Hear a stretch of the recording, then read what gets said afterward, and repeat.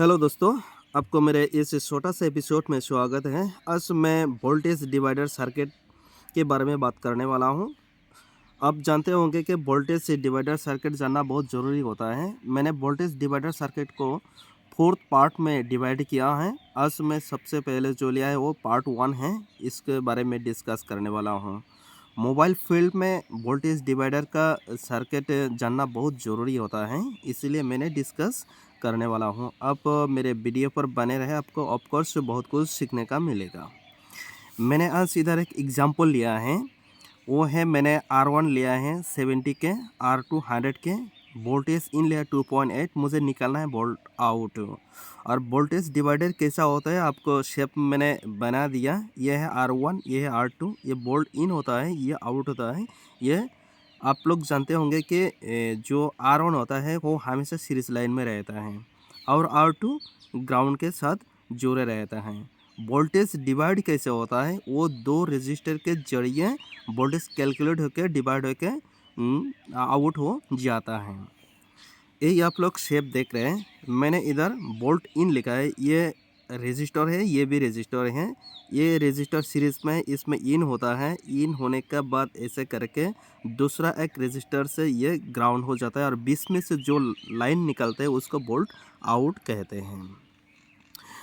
अब अभी मैं यही कैलकुलेशन करने वाला हूँ। इसका एक फार्मूला होता है, वो मैं लिख रखा हूँ।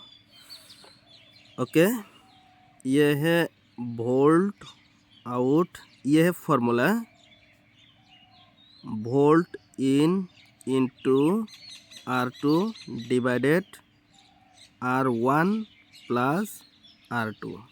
ये कैलकुलेशन का यह एक फार्मूला है। यही फार्मूला से आप ये वोल्ट आउट निकाल सकते हैं। तो अभी मैं क्या करने वाला हूँ, ये वोल्ट इन का मैंने कितना रखा है वो सिर्फ रिप्लेस कर देंगे। मान लीजिए आपका नाम राजू है, लेकिन आपको ऐसे लोग पुकारते हैं, मिलन करके पुकारते हैं। तो आपको जब राजू बोलेंगे तो आपको सुनाई देगा, और जब मिलन बोलेंगे तो भी आपको सुनाई देगा। अब दोनों जो जैसे करके पुकारो आप तो समझ जाएगा, क्योंकि आपको हम पुकार रहे हैं, वही है। ये है वोल्ट इन का मतलब है 2.8, वही मैं इधर 2.8। ओके, इसका साथ ये इंटू है, गुना है। उसका साथ क्या है R2 का मतलब मैंने कितना लिखा है 100 के।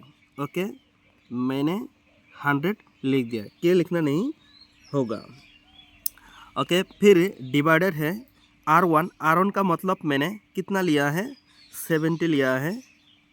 ओके, अभी है R2 का मीनिंग मैंने कितना लिखा है, वो है 100।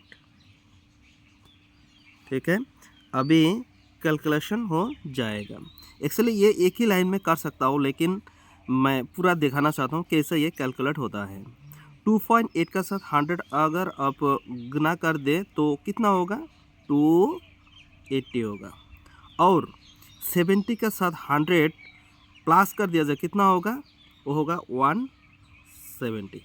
अभी क्या करना होगा, ये 170 से 280 को डिवाइडेड करना पड़ेगा। वो मैं कैलकुलेटर निकाल लेता हूँ।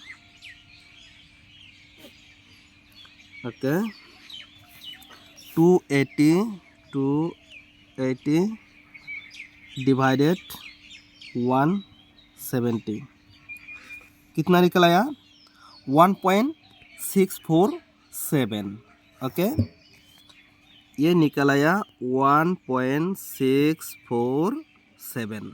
ये मुझे क्या निकला, वोल्ट आउट निकला। ये हो जाएगा अभी वोल्ट, यानी जो मैं मतलब निकालना चाहता था वो है 1.647 वोल्ट। यानी यहाँ से आपको कितना निकल आएगा, 1.647 वोल्ट। इधर मैंने इन कितना किया था, वो किया था 2.8 वोल्ट। R1 का मतलब मैंने कितना लिया था, वो लिया था 70 के। R2 का कितना लिया था मैंने, 100K। ये लेने का बाद कैलकुलेट होने के बाद क्या हुआ, 1.47 ऐसा बोल्ट निकल आया। और ये बोल्ट कैलकुलेट करने का एक शॉर्टकट तरीका होता है, वो आपको गूगल में ऑफ कोर्स मिलेगा, वो भी मैं आपको दिखाने वाला हूँ। ओके, लैपटॉप खोल लिया और ये क्रोम पे आ गया।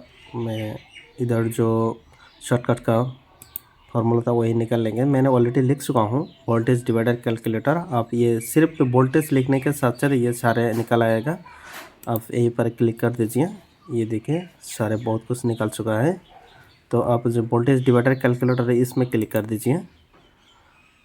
थोड़ा वेट करता हूँ, देखते हैं ये जो वोल्टेज डिवाइडर का फॉर्मूला होता है वही है, वोल्ट आउट इक्वल टू ये VS मतलब volt in into R2 R1 plus R2, यही फार्मूला है। और इससे आपको कैलकुलेशन करने का ये फार्मूला है।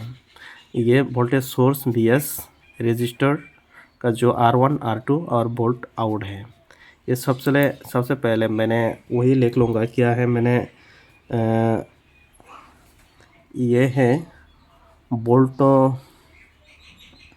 इन है। मैंने वोल्ट इन कितना किया था, 2.8 है, 2.8 वोल्ट है। और R1 का वैल्यू मैंने कितना लिया था, 70K लिया था मैंने, 70।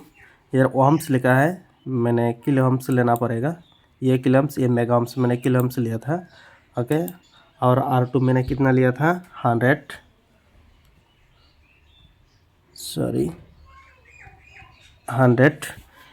इसको भी किलो ओम्स करना पड़ेगा।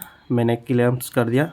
अभी आउटपुट मुझे वोल्ट आउट कितना होना चाहिए वो अभी निकल आएगा। इसमें इससे ये खाली रख दिया, ये भरना नहीं है, ये सिर्फ कैलकुलेट करना है। इसमें क्लिक कर दीजिए, पूरा निकल आया। जो इससे पहले मैंने किया था वही आप लोग देख रहे हैं। इसी तरह आप आराम से ये वन लाइन से डायरेक्ट आप इसको कैलकुलेट कर सकते हैं। लेकिन इसके अलावा आपको लिखने वाला जो मेथड है वही आपको अप्लाई करना पड़ता है, उसको जानना आपके लिए बहुत ज़रूरी होता है। तो मैं आशा करता हूँ आपको बहुत कुछ सीखने का मिला है। और नेक्स्ट जो मेरा पार्ट आएगा उसको आप देख लेना, आपको बहुत कुछ सीखने का मिलेगा। आज तक यही तक छोड़ देता हूँ, नेक्स्ट अगले वीडियो में ऑफ कोर्स मिलेंगे। तब तक के लिए मुझे इजाज़त दीजिए।